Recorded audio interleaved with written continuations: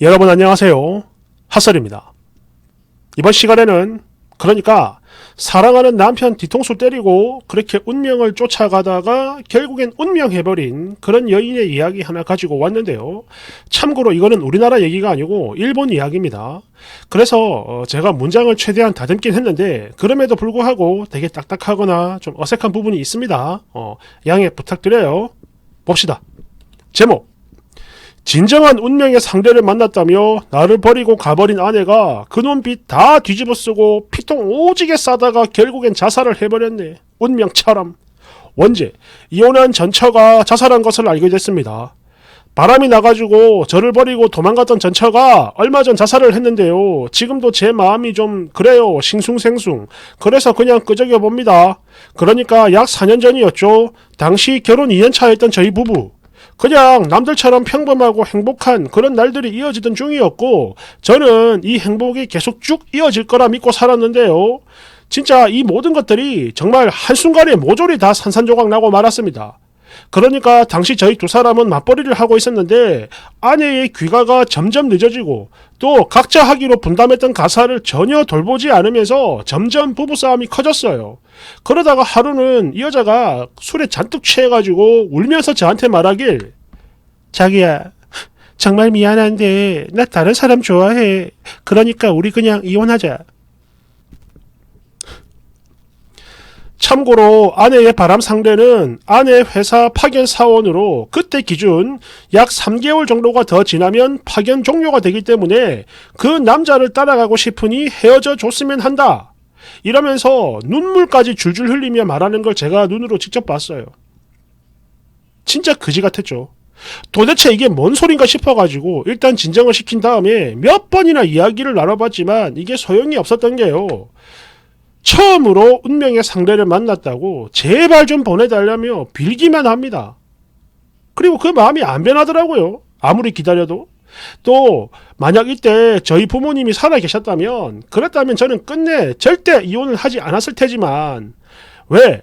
그래버리면은 또 이만한 부류가 없으니까요. 근데 부모님도 안 계시고 이 여자는 빌고 그래서 결국 아내의 소원대로 이혼서에 도장을 찍어서 제출했습니다. 그런 후 저는 전처와 불륜 상대에게 위자료 청구와 더불어 또 각서를 교환했죠. 또 그러면서 우리의 이혼 사실을 장인어른 장모님께 보고했는데 두 분 모두 난리가 납니다. 완전 경로 뒤집어졌죠. 그렇게 당신들의 딸과 그 자리에서 제가 보는 앞에서 바로 절연을 했고요. 또 우리 두 사람이 공통으로 알고 있는 친구들도 마찬가지 다들 아내와 절연했습니다. 그렇게 전처와 그 남자는 곧바로 동거를 했는데 그 운명의 상대로부터 떠맡겨지게 된 엄청난 빚 그리고 그지같은 바람기와 폭력으로 고통을 당했다고 해요. 그지같은 고통을. 물론 저야 이걸 전혀 모르고 살았는데 그러니까 이혼하고 한 1년 뒤에 회사 기숙사에서 홀로 머물고 있던 저한테 제발 좀 살려달라며 도움을 요청해 오면서 제가 알게 된 거죠. 아니 도대체 이제 와가지고 왜 나한테 이런 소리를 하는 건지 도무지 이해가 안 됐지만 하도 부탁을 하고 사정을 하길래 일단 만났어요. 그런데 와 이건 뭐 사람 몰골이 아닌 겁니다.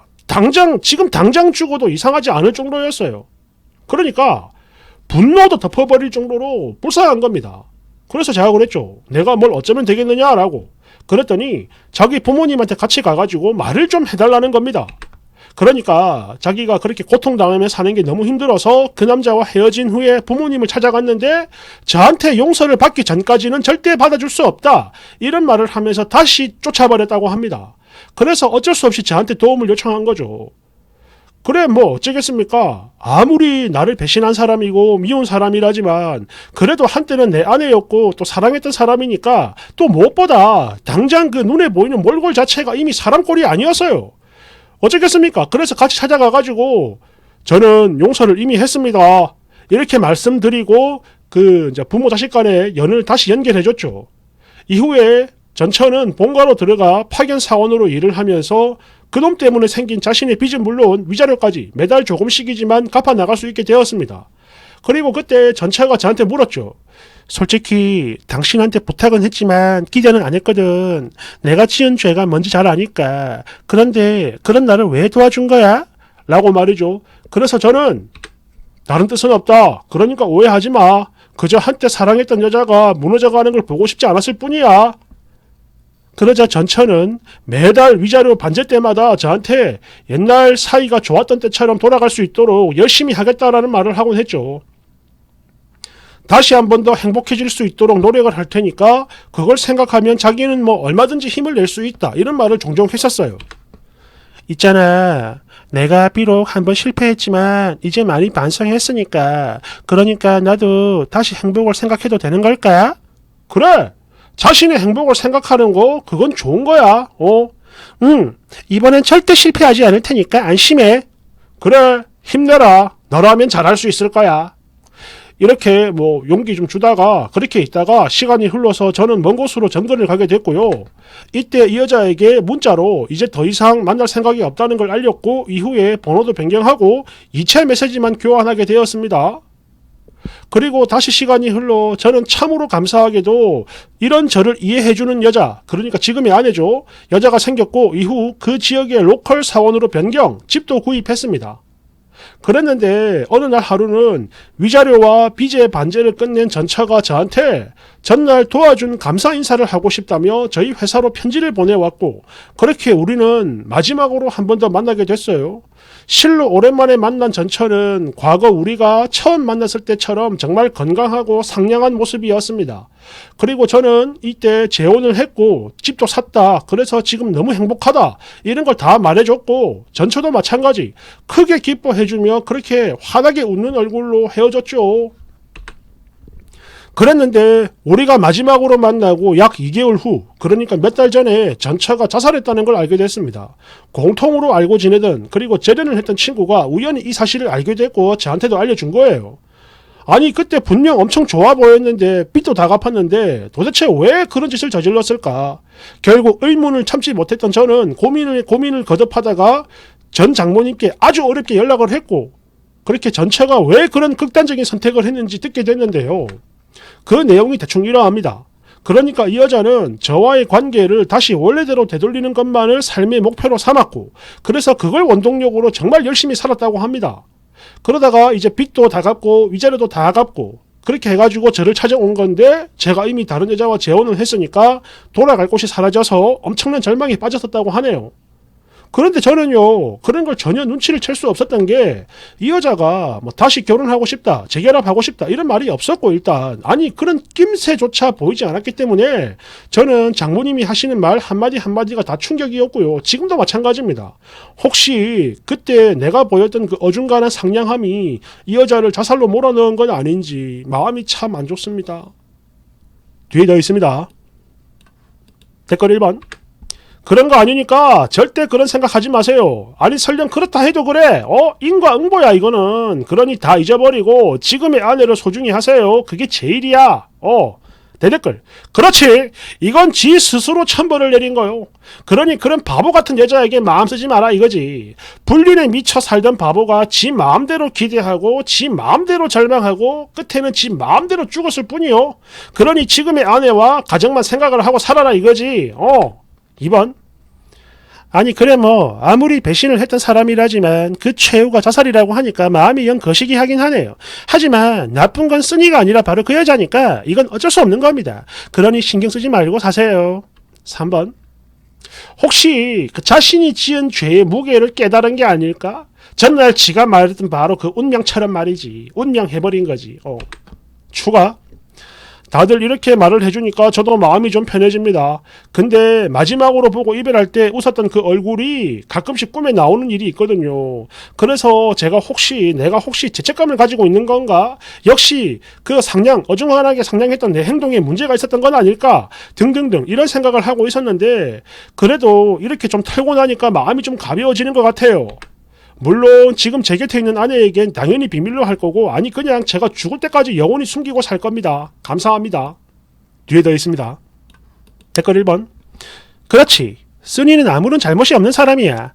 본인의 인생과 본인의 생명은 본인만의 것이죠. 물론 인생도 마찬가지. 근데 저 여자는 그 소중한 걸 자기 스스로 엉망으로 만든 거고, 또 절망이 빠져 지 스스로 죽음을 선택했을 뿐이야. 그러니까 이건 자업자득이죠. 2번.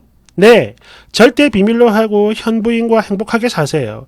전 아내는 불륜도 그렇고 마지막에 자살까지 끝까지 당신을 괴롭힌 이기적인 여자일 뿐이니까 고작 그런 사람을 위해 괴로워할 필요 단일도 없습니다. 아시겠죠? 3번. 잘 들으세요. 이것은 절대 귀하의 책임이 아니며 그저 전처의 부모님들이 사람을 잘못 키워서 그런 겁니다. 자식을. 그리고 이건 또 전처 스스로 주사위를 흔들고 선택한 길이며 그 주사위가 보여주는 결과인 거죠. 그러니 귀하의 가족이 자자손손 행복해지는 것이 진정한 공양이 될 거라고 생각을 합니다. 추가. 아까도 말씀을 드렸지만 그 소식은 전처와 공통으로 아는 친구가 알려준 겁니다. 저희 전처는 평소 외로움을 잘 타는 응석꾸러기로 누군가가 곁에 있지 않으면 되게 초조해하던 사람이었죠. 여하튼 여러분 말씀처럼 전처에게 이렇게 마음 쓰는 거 지금 아내한테 너무 미안한 일이기 때문에 이제는 마음속으로 손을 모아 빌어주고 명복을, 그리고 지금의 아내와 제대로 된 가정을 쌓아 올리며 열심히 살아가겠습니다. 안녕히들 계세요. 댓글 1번. 내가 봤을 때 쓰니 당신은 참 상냥하고 강한 남자예요. 그 그지 같은 일을 당하고도 중간에 도운 건 물론이고 마지막에도 혹시나라는 생각을 한다는 게 이거 아무나 할 수 있는 게 절대 아니죠. 대단해요. 그리고 전처 참 어리석은 사람이라고 보지만 그래도 쓰니 당신이 진지하게 사랑했던 여자니까 저도 너무 나쁘게 말을 해서는 안 되겠죠.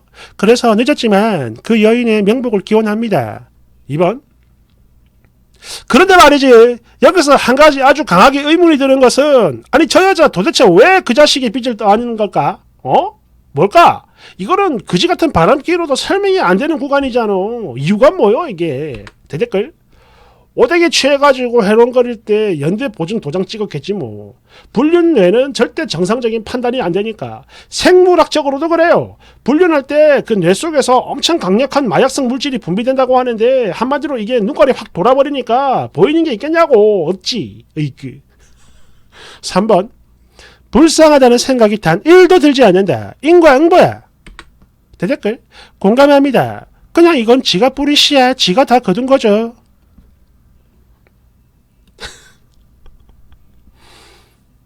그러니까 자기 딴에는 몇 년 동안 연락 안 하고 빚만 조용히 갚으면서 속지 않은 마음으로 뭐 그런 걸 보여주는 뭐 그런 였나 봅니다. 그래도 뭐 사람이 죽었다니까 그건 안타까운데 이게 그것도 결국엔 자기 선택이겠죠. 그에 대한 결과지. 이걸 누굴 탓하겠어. 아무튼 쓰니 행복하세요. 다 잊어버리고 당신 탓 아닙니다. 감사합니다.